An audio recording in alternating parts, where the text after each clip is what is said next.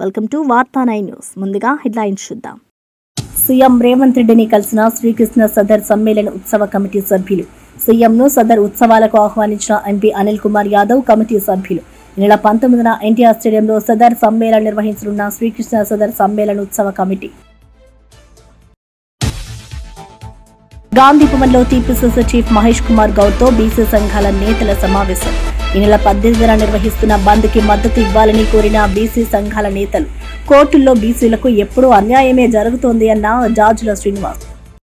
ఆ party incharge Meenakshi Natarajan PCC నాయకుడు మహేష్ కుమార్ గౌడ్లతో కూర్చుని చర్చించాను అన్న కొండా సురేఖ. ఈ విషయంలో పరిష్కారం కోసం వారు ప్రయత్నం చేస్తామని హామీ ఇచ్చారని వెల్లడి. ఇక ఈ విషయం వారే చూసుకుంటారని భరోసాతో వెళ్తున్నా అని మీడియాకు తెలిపిన మంత్రి. చిరంజీవిని మన శంకర వరప్రసాద్ సినిమా సెట్స్ లో cricketer Tilak Varma. Asia cup ఫైనల్లో పాకిస్తాన్ పై భారత్ విజయంలో కీలక పాత్ర పోషించిన ఈ యువ బ్యాటర్ ను చిరంజీవి పూలమాలతో సన్మానించారు మెగాస్టార్. ముఖ్యమంత్రి రేవంత్ రెడ్డిని శ్రీకృష్ణ సదర్ సమ్మేళన ఉత్సవ కమిటీ సభ్యులు మర్యాదపూర్వకంగా కలిసి నెల 19న ఎన్టీఆర్ స్టేడియంలో జరగనున్న సదర్ సమ్మేళన ఉత్సవాలకు ఆహ్వానించారు. ఎంపీ అనిల్ కుమార్ యాదవ్తో పాటు కమిటీ సభ్యులు సీఎం రేవంత్కు ఆహ్వాన పత్రాన్ని అందించారు. ఈ సందర్భంగా సదర్ ఉత్సవాల ఏర్పాట్లు, భద్రతా చర్యలపై చర్చించారు.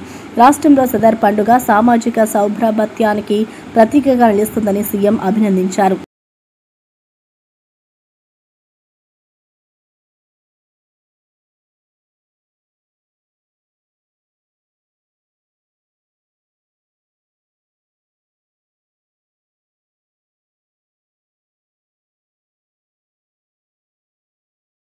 గాంధీ భవన్లో టీపీసీసీ చీఫ్ మహేష్ కుమార్ గౌడ్తో బీసీ సంఘాల నేతలు కీలక సమావేశం నిర్వహించారు. ఈ నెల 18న జరగబోయే బంద్కు కాంగ్రెస్ మద్దతు ఇవ్వాలని కోరారు. కోర్టులు బీసీలకు అన్యాయం చేస్తున్నాయని, న్యాయ వ్యవస్థలో మార్పులు తేవాలని జాజుల శ్రీనివాస్ తెలిపారు. బీసీ రిజర్వేషన్ల కోసం రాజ్యాంగ సవరణ తప్ప మరో మార్గం లేదని ఆయన అన్నారు. ప్రధాని మోదీ ఇంటి ముందు ధర్నా చేసే వరకు పోరాటం కొనసాగిస్తామని హెచ్చరించారు. అప్పుడు 50% పరిమితి అనేది సుప్రీంకోర్టు గనపడలే. అగ్రవర్ణాలకు అగ్రకులాలకు రిజర్వేషన్లు పెంచినప్పుడు మాత్రం ఏ కోర్టుకు 50% పరిమితి గుర్తురాదు, కనపడదు. బీసీ రిజర్వేషన్లు పెంచినప్పుడు మాత్రమే ఎక్కడ లేని 50% గుర్తుకు రావడం ఇది అన్యాయం, అక్రమం. సుప్రీంకోర్టులో ఈ దేశంలోని 60 కోట్ల మంది సుప్రీంకోర్టు వైపు చూశారు. ప్రధాని నరేంద్ర మోదీ ఇంటి దగ్గర ధర్నా కూర్చుంటే తప్ప ఈ రిజర్వేషన్ సాధ్యం కాదు. ఆ పని చేయాలని చెప్పి ఈరోజు కాంగ్రెస్ పార్టీని కలవడానికి, అదేవిధంగా ఈ నెల 18వ తేదీన రాష్ట్ర బంద్ పిలిపినవ్వడం జరిగింది బీసీ జేఏసీ. ఆ బంద్కు మద్దతుగా ఇప్పటికే అనేక పార్టీలు తెలిపినాయి కాబట్టి బంద్కు మద్దతుగా పీసీసీ అధ్యక్షుడు మహేష్ కుమార్ గౌడ్ గారిని బంద్కు మద్దతు ఇవ్వాలని విజ్ఞప్తి చేయడానికి ఈరోజు గాంధీ భవన్కు బీసీ సంఘాలు రావడం జరుగుతుంది. మంత్రి కొండా సురేఖ మాట్లాడుతూ party incharge Meenakshi Natarajan TPCC నేత మహేష్ కుమార్ గౌడ్లతో తన సమస్యపై చర్చించాలని తెలిపారు. వారు సానుకూలంగా స్పందించి పరిష్కారం కోసం ప్రయత్నిస్తామని హామీ ఇచ్చారని తెలిపారు. మీడియా సోదరులు ఉదయం నుంచి ఎదురు చూస్తున్నారని, పార్టీ నాయకత్వం తమ సమస్యను అర్థం చేసుకుని పరిష్కరిస్తుందని నమ్మకం వ్యక్తం చేశారు. తాను కాంగ్రెస్ సిద్ధాంతాల పట్ల కట్టుబడి ఉంటారని సురేఖ స్పష్టం చేశారు. మరి నాకున్నటువంటి ఇబ్బందులు వారితోటి షేర్ చేసుకోవడం జరిగింది. వారందరూ కూడా కూర్చొని మాట్లాడి దీనికి ఒక సొల్యూషన్ తీసుకొస్తామని చెప్పారు. అది వాళ్ళకు వదిలేసి నేను వాళ్ళకి చెప్పాల్సింది చెప్పి వాళ్ళకే అప్పచెప్పి ఈరోజు ఏది నిర్ణయం తీసుకున్నా కూడా వాళ్ళు ఇచ్చిన ఆదేశాల మేరకు నేను ముందుకు పోతానని తెలియజేస్తాను చెప్పారు. వాళ్ళకు వదిలేశాను, వాళ్ళు మేము చూసుకుంటాము, మేము చూసుకొని మేము కోఆర్డినేట్ చేస్తామని చెప్పడం జరిగింది.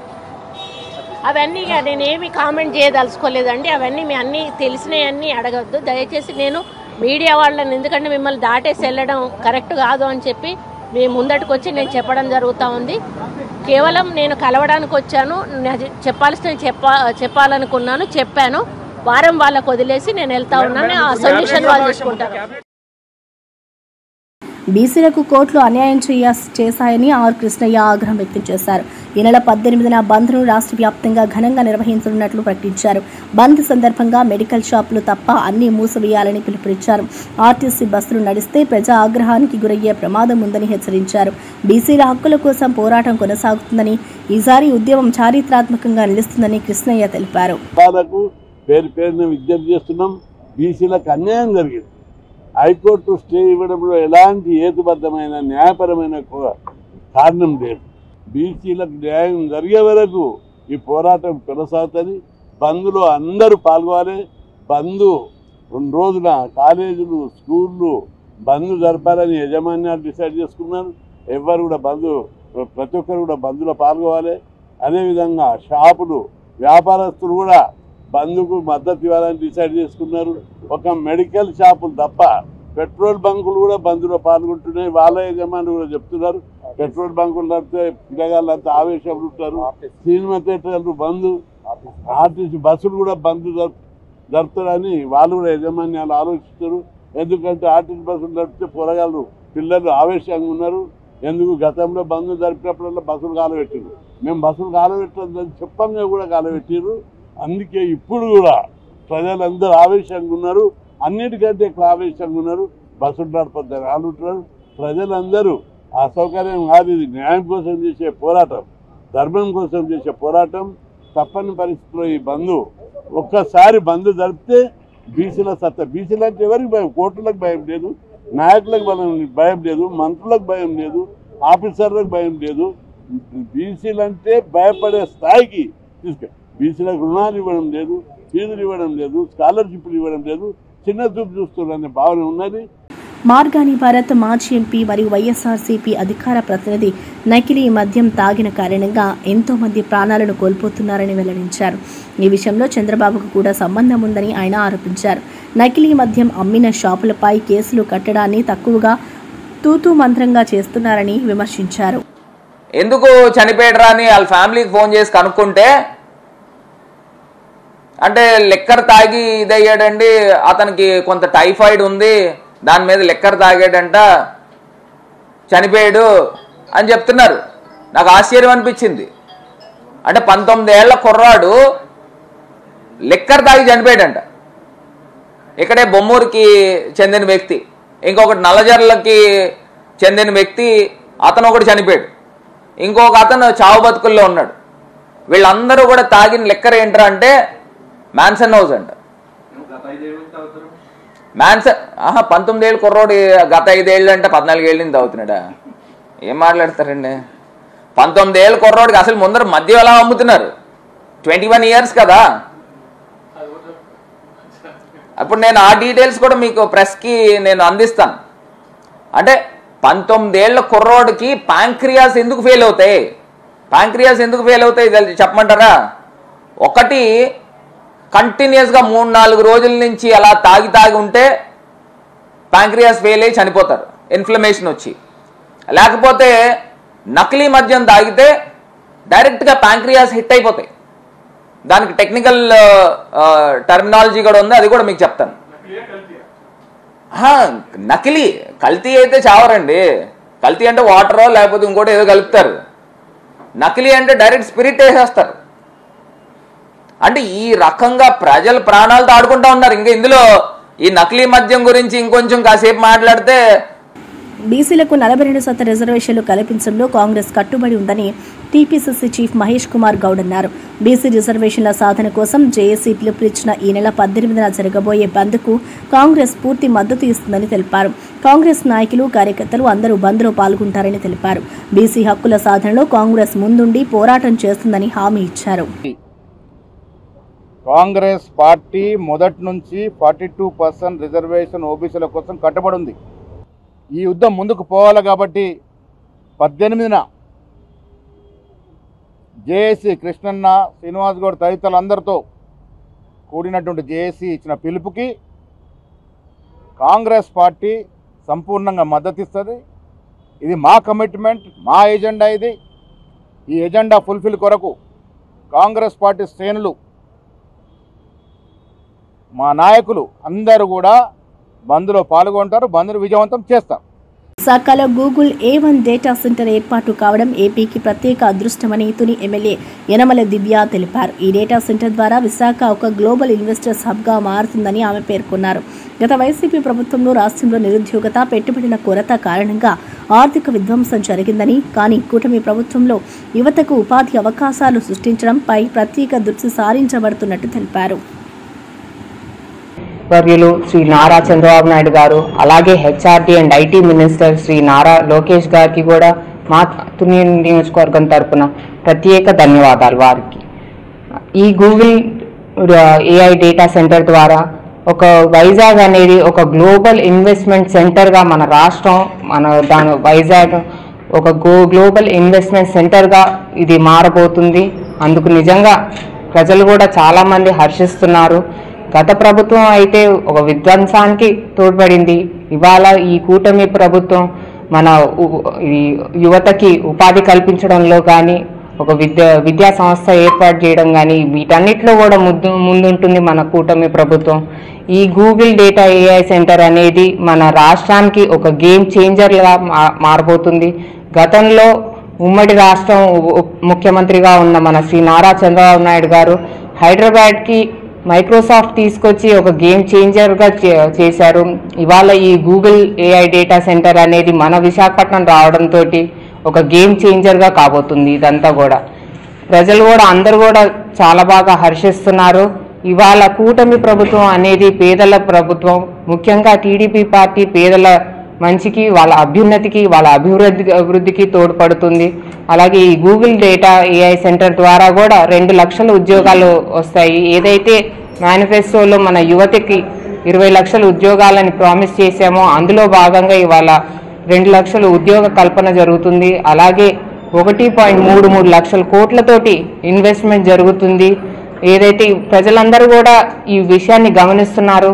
ఒక పెట్టుబడులు తీసుకురావడంలో మన కూటమి ప్రభుత్వం ఎప్పుడూ ముందుంటుంది. ఆ పెట్టుబడులని మన ప్రాఫిట్ రూపంలో తీసుకొచ్చి ఆ సంపదని పేదలకి పంచబెట్టడంలో మన శ్రీ నారా చంద్రబాబు నాయుడు గారు, మన ముఖ్యమంత్రి శ్రీ నారా చంద్రబాబు నాయుడు గారు కూడా ఎప్పుడూ ముందుంటారు. ఇదందరూ ప్రజలు కూడా అందరూ గమనిస్తున్నారు.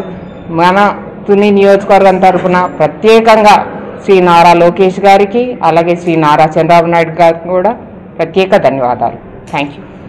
క్రికెటర్ తిలక్ వర్మ చిరంజీవిని మన శంకర వరప్రసాద్ సినిమా సెట్లో కలిశారు. ఆసియా కప్లో అద్భుత ప్రదర్శన చేస్తున్న తిలక్ వర్మను చిరంజీవి పూలమాలతో సత్కరించారు. యువ ప్రతిభను కొనియాడిన మెగాస్టార్ చిత్ర బృందంతో కలిసి కేక్ కట్ చేసి సంబరాలు జరిపారు. తిలక్తో ఉన్న ఫోటోలు, వీడియోలు సోషల్ మీడియాలో వైరల్గా మారాయి. చిరంజీవి ఆత్మీయత తిలక్ వర్మ అభిమానులను ఆకట్టుకుంది.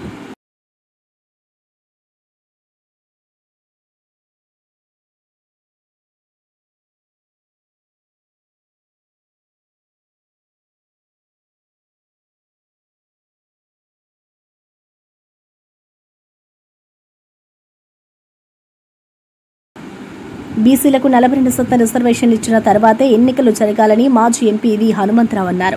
సీఎం రేవంత్ రెడ్డి అన్ని పార్టీలతో చర్చించి రిజర్వేషన్ల విషయంలో నిర్ణయం తీసుకోవాలని సూచించారు. రాష్ట్ర ప్రభుత్వం బీసీల పట్ల చిత్తశుద్ధితో పనిచేస్తుందని పేర్కొన్నారు. బీసీ సంఘాలు పిలుపునిచ్చిన బంద్కు అందరూ సహకరించాలని విహెచ్ పిలుపునిచ్చారు.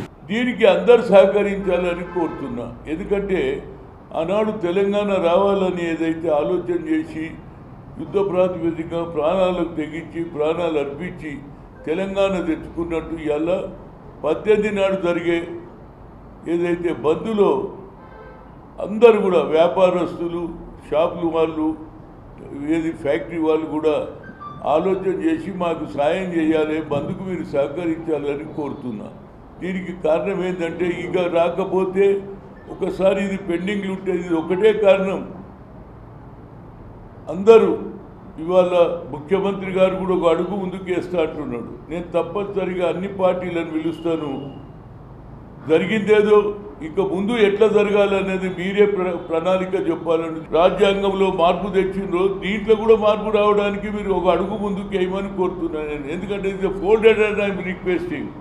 రాష్ట్ర ప్రభుత్వం ఒక నిర్ణయం తీసుకొని 42% దాన్ని కూడా మీరు ఆపితే ఇక ఫ్యూచర్లో మాకేం రాదురా బాబు, ఇది యుద్ధమే చేయాలి. దానికంటే ఆడదానికి కావాలి. రేపే ఎన్నికలు జరగకుండా పర్వాలే, కానీ మాకు 42% రిజర్వేషన్ ఇచ్చినాకనే ఎన్నికలు జరగాలి. ఇది అన్ని రాష్ట్రాలకు ఉపయోగపడుతుంది. ప్రతి పేద టీడీపీ నేత వర్మ మాట్లాడుతూ తాను ఎప్పుడూ పార్టీ ఫైర్ బ్రాండ్గానే ఉన్నారని అన్నారు. చంద్రబాబు ఆదేశాల మేరకు గత ఎన్నికల్లో తాను, తన భార్య, తన కుమారుడు ప్రచారం చేశామని గుర్తు చేశారు. కూటమి బలోపేతం కోసం ఎప్పుడూ మౌనం పాటిస్తారని తెలిపారు. తన స్థానాన్ని పిఠాపురం ప్రజానికమే నిర్ణయిస్తుందని స్పష్టం చేశారు. ఎవడో వర్మ అని తేలికగా అనడం తగదని అన్నారు. నేను ఎంత ప్రేమగా ఉంటానో, ఎంత ఇష్టంగా ఉంటానో ఆయనకి తెలుసు, లోకేష్ గారికి తెలుసు. నేను ఒకటి చెప్తున్నాను, పిఠాపురం తెలుగుదేశం పార్టీ నిబద్ధత, నా యొక్క క్రమశిక్షణ. ఎలక్షన్లో చంద్రబాబు నాయుడు గారు వర్మ ఆగు అన్నారు, ఆగాం. వర్మ పనిచేయ అన్నారు, పనిచేసాం. వర్మ లక్ష్మి అంటే మా భార్యని ప్రచారానికి పంపన్నారు, పంపాం. వర్మ గిరీష్ని పంపించన్నారు, పంపాం. నాతో పాటు మా కార్యకర్తలు కూడా కుటుంబాలు రోడ్ల మీద పడి పనిచేశాయి. ఇది దేనికి పనిచేశాయి? తెలుగుదేశం పార్టీలో ఉన్న క్రమశిక్షణ, అన్నిటికంటే ముఖ్యంగా చంద్రబాబు నాయుడు గారి మీద ఉన్న గౌరవం, లోకేష్ గారి మీద ఉన్న గౌరవం, ఆయన ఆదేశాలు తూచా తప్పకుండా పాటించేది 23 సంవత్సరాలు ఆయనతో ప్రయాణం చేస్తున్న వర్మని మీకు తెలియజేస్తా ఉన్నాను. ఇప్పుడు మీరు అన్నట్టు ఎవడో కర్మ అంటే నాకేంటి, ఎవడో పనిచేయడు గడ్డిపరగ వర్మ అంటే కాదు కదా. ప్రజలందరికీ తెలుసు వర్మ ఏంటన్నది, నియోజకవర్గ ప్రజలందరికీ తెలుసు. వర్మ తెలుగుదేశం పార్టీకి ఏ విధంగా ఉంటాడో తెలుగుదేశం పార్టీకి తెలుసు. అంచేత ఇవన్నీ పట్టించుకోవాల్సిన విషయాలు కావు. అందుకనే నేను కూటమి ఐక్యత గురించి, ఇంకో 10 సంవత్సరాల కూటమి బలోపేతం గురించి నేను ఎప్పుడు కూడా మౌనంగా ఉన్నాను. ఎవరు ఏమన్నా ఎదురు సమాధానం నేను చెప్పలేదు. ఎందుకంటే చంద్రబాబు నాయుడు గారి క్రమశిక్షణ అటువంటిది. మేము పార్టీ లైన్లో ఉన్నాం, పార్టీ లైన్లోనే ఉంటామని తెలియజేస్తున్నాను. నారాయణ గారు ఏమైనా వీడియోలో మాట్లాడారా? వీడియో చూపించండి. భారతదేశం వేగంగా అభివృద్ధి చెందుతుందని ప్రధాని మోదీ అన్నారు. గూగుల్ సంస్థ ఆంధ్రప్రదేశ్లో భారీ పెట్టుబడి ప్రకటించిందని వెల్లడించారు. విశాఖపట్నంలో దేశపు తొలి ఆర్టిఫిషియల్ ఇంటెలిజెన్స్ హబ్ ఏర్పాటు కాబోతుందని చెప్పారు. Data centre, fibre optic network వంటి అత్యాధునిక మౌలిక సదుపాయాలు ఈ కేంద్రంలో ఉంటాయని తెలిపారు. ఈ ప్రాజెక్టుతో ఏపీ టెక్ రంగంలో కొత్త శకం ప్రారంభమవుతుందని మోదీ అభిప్రాయపడ్డారు. निवेश करने का ऐलान किया है। गूगल यहां हमारे आंध्र प्रदेश में भारत का पहला आर्टिफिशियल इंटेलिजेंस हब बनाने जा रही है। और कल जब मैं गूगल के सीईओ से बात कर रहा था, उन्होंने मुझे कहा कि अमेरिका के बाहर दुनिया के कई देशों में हमारा निवेश है, लेकिन सबसे ज्यादा निवेश अब हम आंध्र में करने जा रहे हैं। इस नए एआई हब में powerful AI infrastructure, data centre capacity, large scale energy sources और एक्सपांडेड फाइबर ऑप्टिक नेटवर्क शामिल है। రాష్ట్రంలో రైతులను రాజుగా మార్చే విధంగా ఆర్థిక వ్యవసాయ రంగాల్లో ముఖ్యమైన నిర్ణయాలు తీసుకుంటున్నట్టు మంత్రి పొంగులేటి శ్రీనివాసరెడ్డి తెలిపారు. వర్షాకాలంలో పెండింగ్లో ఉన్న వరి పంటలపై ప్రత్యేక దృష్టి సారించి ప్రభుత్వం రైతులు పండించిన ప్రతి పంటను పూర్తి విలువతో కొనుగోలు చేస్తుందని ఆయన హామీ ఇచ్చారు. ప్రాథమిక అంచనాల ప్రకారం ఈ ఏడాది రాష్ట్రంలో 1.48 మెట్రిక్ టన్నుల వరి పండింపు నమోదవుతుందని, దేశ చరిత్రలో ఇంత భారీగా ధాన్యం ఉత్పత్తి ఎప్పుడూ రాలేదని మంత్రి పేర్కొన్నారు. ఈ రాష్ట్ర ప్రభుత్వం కొనుగోలు చేసే దాంట్లో ఎన్ని ఆర్థిక ఇబ్బందులు వచ్చినా వాటన్నిటినీ ఎదుర్కొంటూ రైతుని రాజు చేయాలి అనే తపన, ఆ విషయంలో ఈరోజు కనీ విని ఎరగని రీతిలో ఈ వర్షాకాలపు వరి పంట అద్భుతంగా దిగుబడి రాబోతుంది. సుమారుగా ప్రాథమిక అంచనాలను బట్టి 1.48 lakhs మెట్రిక్ టన్స్ ధాన్యం రైతన్నలు పండించారు. దీంట్లో ఇప్పటి వరకు దేశంలో ఉన్న ఏ రాష్ట్రంలో కూడా ఆనాటి ఉమ్మడి ఆంధ్రప్రదేశ్ రాష్ట్రంలో కూడా ఇంత పెద్ద ఎత్తున వరి దిగుబడి రాలేదని చెప్పటానికి ఈ రాష్ట్ర ప్రభుత్వం ఎఫర్ట్ ఎంతుందో, గౌరవ ముఖ్యమంత్రి గారు కానీ ఆ శాఖ మంత్రివర్యులు కానీ కృషి ఎంతుందో స్పష్టంగా ఈనాడు కనిపిస్తుంది. గూగుల్ ఐటీ దిగ్గజం విశాఖపట్నం వద్ద ఏర్పాటు చేసుకుంటున్న 1 గిగావాట్ శక్తివంతమైన డేటా సెంటర్పై మాజీ మంత్రి దాడిశెట్టి రాజా తీవ్ర ఆందోళన వ్యక్తం చేశారు. ఈ డేటా సెంటర్ కోసం 200 ఉద్యోగాల ఏర్పాటుకు 28,000 కోట్ల ప్రోత్సాహం ఇవ్వబడిందని ఆయన ప్రశ్నించారు. ఈ ఖర్చు ఎవరిది? చంద్రబాబు ప్రభుత్వమా లేదంటే చంద్రబాబు తండ్రి పుస్తమా అని ఆయన ప్రశ్నించారు. ఒక హాస్పిటల్లో మన జిల్లాలోనూ పెద్ద నాయకుడు ఫాదర్ నీరసంగా ఉంటే నేను పరామర్శించడానికి వెళ్ళాను. హాస్పిటల్కి వెళ్ళాను నేను పరామర్శించడానికి. ఆయన్ని పరామర్శించేసి నేను కిందకి దిగి వస్తున్నాను. మొన్న ఎన్నికల ముందు యావారం గ్రామం నుంచి తెలుగుదేశంలోకి వెళ్ళిపోయారు. మన పార్టీలోనే ఉండేవారు, తెలుగుదేశం పార్టీలో ఎన్నికల ముందు వెళ్ళిపోయారు. అలాగే ఏదో మనతో విభేదించడం, మన పాలసీలు నచ్చక ఏదో వెళ్ళిపోయారు టీడీపీలోకి. ఆ అబ్బాయి ఓఎన్జీసీలో జాబ్ చేస్తున్నాడు.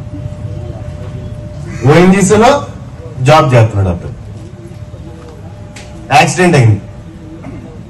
మన పక్క ఊరే ఎవరు అంటే పెద్ద దూరం ఏం కాదు, ఊళ్ళోకి వెళ్తే చెప్తారు. ఒక యాక్సిడెంట్ అయింది. యాక్సిడెంట్ అయిన తర్వాత ఆ అబ్బాయిని హాస్పిటల్ తీశారు. పేరెన్నికైన హాస్పిటల్, నమ్మకమైన హాస్పిటల్, మంచి హాస్పిటల్ తీసుకెళ్లారు అబ్బాయిని.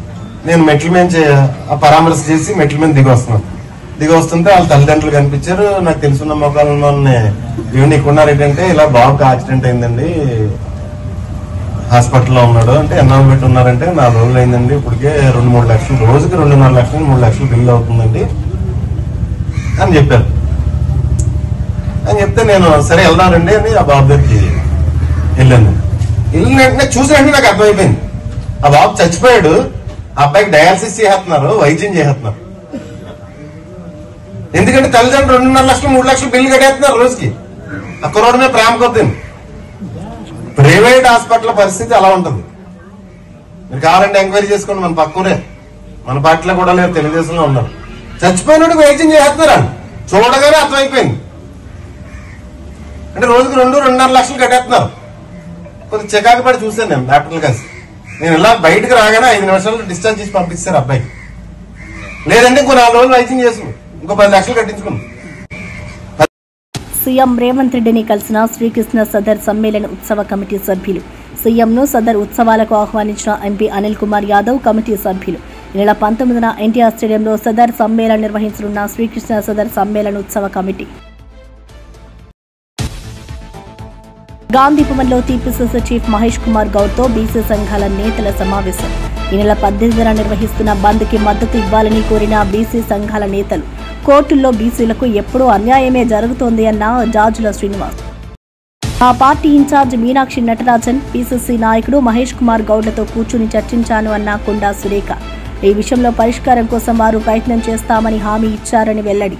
ఇక ఈ విషయం వారే చూసుకుంటారని భరోసాతో వెళ్తున్నా అని మీడియాకు తెలిపిన మంత్రి. చిరంజీవిని మన శంకర వరప్రసాద్ సినిమా సెట్స్ లో cricketer Tilak Varma. Asia cup ఫైనల్లో పాకిస్తాన్ పై భారత్ విజయంలో కీలక పాత్ర పోషించిన ఈ యువ బ్యాటర్ను చిరంజీవి పూలమాలతో సన్మానించారు మెగాస్టార్. ఇవి బులెటిన్ విశేషాలు. చూస్తూనే వార్తా 9 న్యూస్.